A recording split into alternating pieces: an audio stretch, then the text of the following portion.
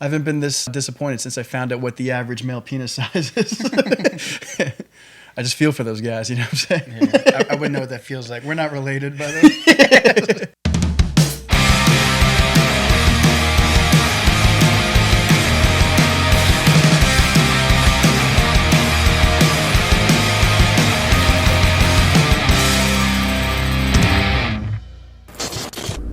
Hey everybody, welcome to Twin Talk, a video discussion show where twin brothers Chris and Kevin drink and draw. We're talking about comic books, movies, and all things pop culture. We are your hosts, Chris Hart. Kevin Hart. And today we're going to be talking about the series finale of Wandavision. Stick around to the end of the episode to see how our drawing of Wanda the Scarlet Witch came out. And if you like what you see, subscribe to the channel for more content. Episode 9 is here, the series finale. Action-packed episode, great visuals, very emotionally charged, but to be honest, a little underwhelming. I haven't been this disappointed since I found out what the average male penis size is. I just feel for those guys, you know what I'm saying? Yeah, I wouldn't know what that feels like. We're not related, by the way. Where was this Luke Skywalker level cameo? We were promised this all season long. This was not a fan theory. This was the actors and the cast themselves, the people from the show. Leading us to believe that there's leading us on. Yeah, it was just this incredible cameo. Yep, and so it can't have been Evan Peters as Quicksilver. He turned out, we've been theorizing that he's Mephisto or Nightmare all season long, just to be given the giant middle finger to the fans. We've been dicked around all season long for a boner joke. Literally dicked around, all for the sake of a dick joke at his expense. Great actor, great casting, and it was just, a troll on the fans to give us that whole X-Men, Marvel, Quicksilver, legal joke. But I guess they really dropped the ball with that, because that would have been good casting for Mephisto, because he's kind of like the CD character, and Evan Peters kind of has that sinister that sus factor. Yeah, he could do it well. Plus, and he's a good actor too, honestly. Even the concept art, I've seen concept art of him as Mephisto, and I was like, oh, he'd pull it off well. And I even think he was in American Horror Story and played a creepy character on that show. But, we find out that he's Ralph Boner. We were saying, who's Ralph, Agnes's husband, all along. But I guess he's just Ralph Boner. I heard that guy's a dick.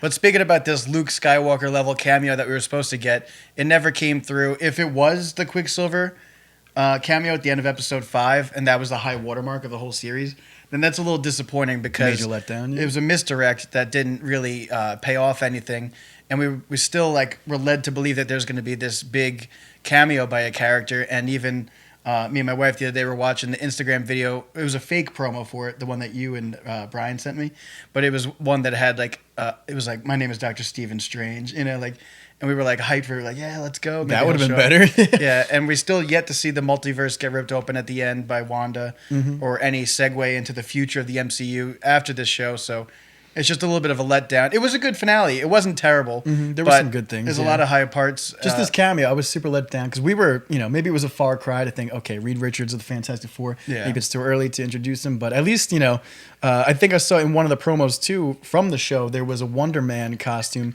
in the background of one of the promotional videos. I missed that. And I thought Jimmy Woo, he was on the phone. I was like, oh, it was this the entire episode I was waiting around the corner, oh, this is going to be the big reveal. Jimmy Woo was like, oh, I got a friend, and he calls up this guy named Cliff. I was like, Cliff? I don't know who this guy is. But, Wonder Man's name is Simon Williams.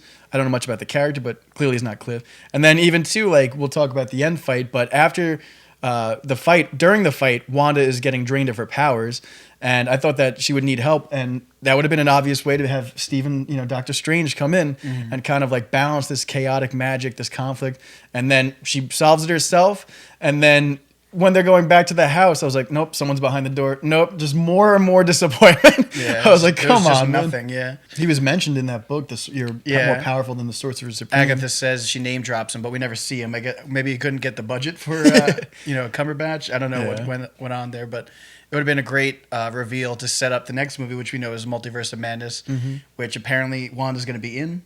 Is she the villain? I think she was rumored to be in that movie too, but if there's any indication, judging by this show, I guess we'll just tell. Rumors. Yeah, don't trust any Marvel rumors as of the last. Maybe they're just leading us on. Who knows? And we know that what's his face? Paul Bettany said that he was working with an actor in this series that he was looking forward to, and he wanted to work with his whole life. And it turned out to just be more trolling and the fact that it was him playing alongside himself as this White Vision character, and them having that duality, and he had to like act against himself, which was cool. It was nice seeing White Vision. Yeah, He looked awesome, very pristine, super clean looking. looked cool. Again, I feel like it was another missed opportunity though to bring in Ultron, like an Ultron Unlimited like subplot into this with Hayward and White Vision. It was just another dropped opportunity for me. Although I think the action sequences, as we said, were the best part. The visuals were great. I was impressed with the visuals. I loved this whole event happening in the Hex. Yeah. She's ripping it open. Vision is fighting White Vision, and then he starts to fall apart. Those were good stakes. And I love, too, this whole fight. That was probably my favorite part of this episode, was the fight between Vision and White Vision. Because they're fighting in a library, such an appropriate place for this battle. After a while, they just drop the fists, or the head beams we'll go with, and they start having this like battle of the wits of like, oh, are you really Vision? And then he starts kind of outsmarting himself, and he flies off. So that's not the last time we've seen Vision. Hopefully they bring him back. And will he remain white? I don't. Like, are they going to give him a paint job, airbrush? Who knows? But that was like really on character writing. And they went like as soon as the episode starts, they start fighting, which was really cool to just pick up on that point. And I was, because I told you last week, I was like, I think they're going to fight each other, kind of like a Superman Bizarro, dichotomy cool there, aspect, yeah. which is always cool to see. Like when you have characters that have like this duality fighting their opposite selves, it's always just a cool premise to me. And that fight between Agatha and Wanda, I just thought it was great towards the end. She finally gets her Scarlet Witch MCU appropriate costume. It was kind of teased with the Halloween outfit, which we loved. Yeah. Looked good. Looked real good. Because they teased the headdress in the Halloween costume, but then even throughout this episode, she kind of has like an energy headdress, and it turns out she's the Scarlet Witch, and she kind of goes against Agatha. And it was just great to see, because the entire episode she was just fighting in sweatpants. I was like, all right. She might as well have been like shopping at Walmart or something. and like this is supposed to be the end battle. It was good to see the reveal of her costume though, because like we were talking about it earlier, like at some point in Marvel canon, Scarlet Witch is Magneto's daughter. And I don't know if they're going to go this route, but her costume looked very like reminiscent of Magneto with his color scheme. And even like her headpiece looked a little bit like his helmet, like a dark purple with that shape and stuff. So if it's not where they're going, it's at least a cool homage to see that. I like her costume a lot. Yeah, I think it looks great. awesome. Yeah, I think it's about time we freaking got a costume. And her name, the Scarlet Witch. Yeah, because like I was so sick of that leather jacket that she had. Yeah, she has one of the coolest looks I feel as an Avenger, and to just dumb it down with like a red jacket. Yeah, stupid to me. I liked the emotional weight of this episode. It was, again, we spoke about this whole reoccurring theme throughout the season of this grief. Overcoming grief, loss, finding love. And I love that she sacrificed her family, even though it was kind of like a fake reality. She kind of had these memories with this family and the kids too. It was so sad seeing this hex closing in on them. And kind of like having almost like your final moments, having to say goodbye. I was getting a little teary-eyed, a little worked up emotionally, and that was like a great aspect of this episode. I'm not as soft as you, but it was hitting me a little bit too. But the thing I don't understand though is that like she gives up the kids, and then at the end of the episode at the post-credit sequence, we hear her when she's in the cabin in the woods. She kind of hears them. They're like, "Mom, Mom," and then she opens her eyes, and I feel like that's maybe going to set up the multiverse. But yeah, I was kind of thinking about the stakes of that, because like we know Vision's going to come back at some point. There's a White Vision that flew off, and he got the memories of the old Vision. So it's like, all right, he's going to come back. Are the kids going to come back? Because they're going to eventually set up a Young Avengers movie, and they're major players on the team, Wiccan and Speed. So I hope to see them come back. Let's talk about that end credit scene. There was 2 end credit scenes in case you missed them, but this was the second one, I believe, when Wanda's kind of doing her best Thanos imitation. She's like alone on this farm or whatever in this cabin in the woods. She's great at multitasking, because she's like sipping on tea, boiling some hot water, and she's like studying up on this book of the Damned. Book of the Damned, trying to figure out her place and her powers and all of this. She's trying to piece it together when she hears Billy and Tommy's cry for help. They should be gone if she got rid of that reality. So that's what's intriguing. After she saves the day, she saves Westview, which I thought it was hilarious because like all these people in the town, she's like got them in a chokehold, and she lets them go, but at the same time, she caused it. She caused it, and she walks away scot-free, and there's no repercussions that we see in this, at least, of for what she did. I mean, let's just call them for what they are, crimes. She took an entire town hostage, kidnapped all these children. The one mom is like pleading. She's like, please let me see my children. She's like, your kids and my kids can be friends if you want to use that subplot. You know?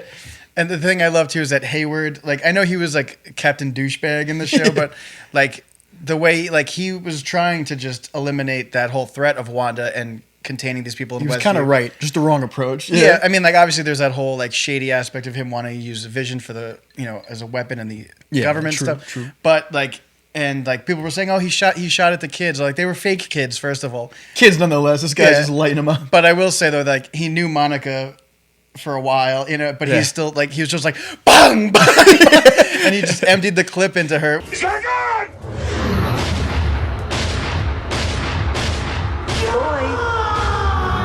He didn't even know she had powers. Like she could have been bleeding out on the pavement. Like he didn't know. So like, they really make him out to be like this evil dude. Yeah. And I just think it's hilarious that he gets arrested, but Wanda just goes scot free. Yeah, she just like puts on her hoodie and just like flies away. Yeah.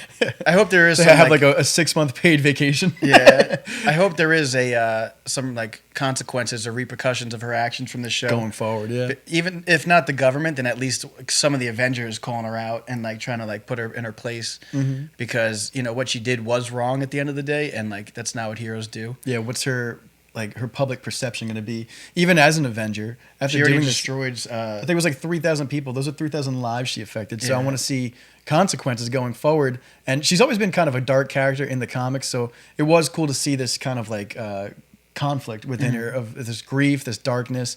And she overcame it, which was great towards the end. But still, like, just the way this show wrapped up, there was so many loose ends. And even going back, I was texting my brother-in-law, Mike, earlier. And it even affects, like, some lazy writing here of, like, the past MCU. This fight with Vision and White Vision goes for the Mind Stone, and Vision phases through it. If he could do that then, like, why wouldn't he do it when, like, Thanos' fat purple hand was coming at him? Like, come on. We could have from a mile away. We could have avoided this entire, this entire town could have been kept safe.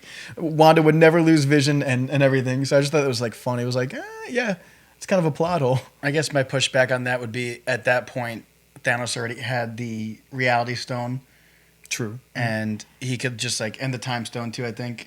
And just like reverse it, just do whatever he wanted. So even if he did phase through it, like he could just like keep rewinding it, doing it over again. Yeah. Unless you wanted a real like Doctor Strange thing, like Dormammu have come to bargain. Monica, though, I was really disappointed in her too because all season long she was built up as this very bold heroine, and she just gets totally sidelined, which I guess I get because it's kind of supposed to be like Wanda's arc wrapping up here.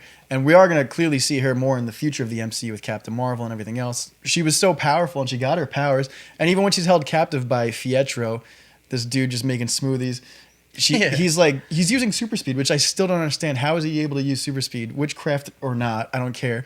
And he's like got super strength because he flicks her, and she goes back like 4 feet. And we're like, how's he doing this if he's just like this fake guy? And I was like, still waiting for that cameo. But then it just goes to show, like, he's wearing this like necklace that Agatha made him, like this purple powered macaroni necklace that you would make in preschool. I was like, you gotta be kidding. One of those necklaces where it's got like the Smarties candy. Yeah, the worst candy on the planet. And so I was like, okay. And then she rips it off and he's like, oh, please, no, please. Yeah. It's like, you gotta be kidding me. This is just some dude named Boner. Unbelievable. Because they already like Mandarined us with the actual Mandarin, but they did it again here with this Ralph Boner thing with what could have been Mephisto instead of just some like skater kid, in his room that's on like AIM all day. Yeah, exactly. I do like the homage to. I've always loved the Roy Thomas and John Buscema Avengers run, and there's that famous issue they have. Even an android can cry, and it ends with Vision. That single tear running down his face, which is an iconic shot in comics history. That was a nice touch. And they definitely showed that here. They paid a little tribute to it when that tear runs down his face. And you were talking to me before about it. You're like, what is it? Is it lube? Or, is it WD-40? Like what oil? What kind of lubrication is it? Do we want to know what's coming out of him? There was an emotional weight to that scene where they finally do say goodbye when the hex is closing in. But it doesn't land as hard as it could because we know that there's going to be a Vision that's coming back in some way, shape, or form. It's the third time we've seen this character die, though, in some fashion. You were saying before that you were a little let down about Agatha being the main, baddie in this. And I was too, because, like, I feel like they could have went a lot more like epic with this whole like witch thing, but instead to me like it felt very Disney with like that whole hocus pocus feel to it. Where Agatha, Catherine Hahn did a great job for what she was given, but it was just very like, and that giant like gaudy witch outfit she has. It's like it was just very Disney, and I feel like they like could have leaned more into like an adult version of that, and it's a little safe, So it's a little like childish. So I was a little let down by that too, and I was expecting a more like villainous threat with like a Mephisto coming in on top of that. But because we don't know it is much what about it the is. character, but it seems like she's a mentor to Wanda, and it kind of leaves off as that like she wanted her power this entire time. She's kind of played off as obviously a villain. So will we see her again? Because Wanda puts her in this like nosy neighbor Trance role again, as like yeah, a yeah. prison almost, yeah.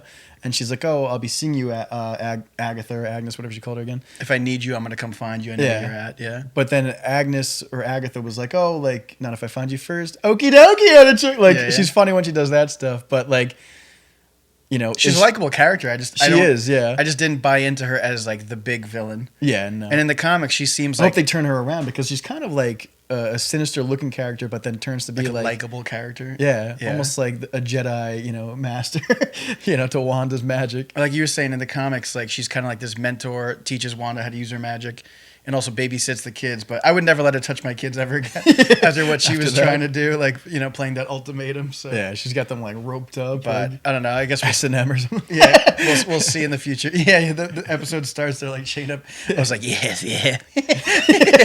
Oh my god. One of the lines that baffles me is that she says to Vision at one point, right before saying goodbye, she's like, "You're the piece of me, of the Mind Stone that lives inside me, and you're made of wires and blood and bone." And I was just like, I didn't pick up on what? that. Yeah, I was just like, why would he need blood or bones? What the guy doesn't even like. It reminds me of like an Age of Ultron when she rips out Ultron's heart and she's like, "You broke my heart," and she rips it out and she's just holding like this oil thing, just like. Doof, doof. I was just like, ah! Like, Makes why? no sense. Why write that? That's so stupid. And even if he had bones, the dude can phase through everything. Yeah. I'm pretty sure the bones would not be able Explain that to me. Yeah, please. it's just bad writing right there. But I felt like each week this show, like I felt like we defended it a lot. The first 2 episodes, 3 episodes, people were like, "Oh, it's boring, it's slow." It's like, okay, we That love was agreeable. and it's great. It's like, yeah, like let's pick it up. But then and then the big reveal happened in episode 5. And then they just kept dragging it. And I was just waiting for the thing, and I was like, all right, Yeah. the finale's coming out. We're gonna get a big all out finale, which we did, I guess, but it just didn't. Didn't land. It didn't with me. land Yeah. or pay off any of the things that they were setting up. Didn't to me. deliver, really. Yeah.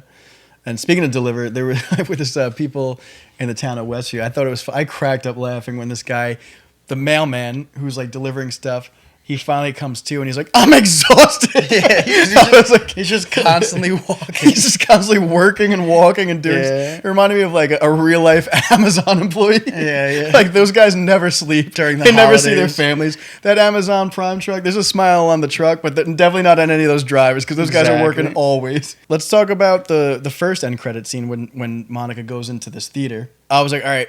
This has to be the big reveal of this cameo. And, you know, we didn't even get Nick Fury. We got some, you know, Skrull-S woman, I guess. Never even seen her, I think, from the movies. No, and she's just a scroll. she's just like, oh, and she like, I did like the way she like morphed though. It looked like she was like, you know, putting her hair down. But, and then she like turns And then into has no Skrull. hair. And is like completely bald and green. But she was like, oh, she's like, a friend of your mother wants to see you. And she's like, where? And she just points up and I'm like, on the roof of the theater. Yeah. I was like, oh wait, no. Like, Nick Fury in space. We know he was the last time we saw him was in I think Spider-Man: Far From Home. But when- he was a scroll though, wasn't he? Yeah, but Nick Fury we saw in that movie was a Skrull, and Nick Fury, the real one, was up in space in like the sword ship, which makes me think, how long has he been up there? Has he been there Since the 90s? Since the 90s from Captain Marvel? Like that would be crazy. Has the Nick Fury from the MCU just been a scroll this entire time? That'd be crazy. Yeah, it wasn't a bad show. It was just underwhelming. There was a lot of good elements to the show, but to me, it just didn't deliver. It was a lot of hype and a lot of potential, and to me, A lot of good ideas. A lot of good ideas, and I kind of. What do you think about the television aspect of this weekly episodic release? Would you enjoy it more if it came out all at once, bingeable? I wish they would just let us binge it. Yeah, I'm a binge guy. I don't like to wait. I mean, and also the episodes were short, and Yeah, that wasn't cool. that wasn't cool. We waited like was it 9 weeks? Over 2 months to be, in my opinion, super underwhelmed. I mean, it was longer. It was 49 minutes. Just to me, not as much as I wanted to happened. So it was just like a lot of characters got sidelined. The boys, Monica. This cameo never happened. Like the cameo that never was. Yeah, so I don't know. But what did you guys think? Let us know in the comments below. We loved seeing you guys' fan art. We're going to be posting them after this episode, so stick around to see all the beautiful artwork that you guys sent in. We appreciate it. It was fun to do. I think we're going to try and do it maybe for more future movie releases or even finales of these TV shows that are released. So we appreciate it. We thank you for watching. If you guys liked submitting your fan art, our next series is going to be a Godzilla vs. Kong review leading up to that feature film. So send in your drawings of Kong or Godzilla or both, whatever you'd like to do, anything Godzilla related. Send your fan art our way using the hashtag TwinTalk on Instagram or tagging us at twintalkbros on Instagram or sending it to our email, which is twintalkbros@gmail.com. Look at you go. Got to keep up with the bro. Anyways, that about wraps up today's episode of Twin Talk. If you liked the video, give it a thumbs up. Comment below to join the discussion. And don't forget to subscribe to the channel for more content. We'll see you next time. Peace!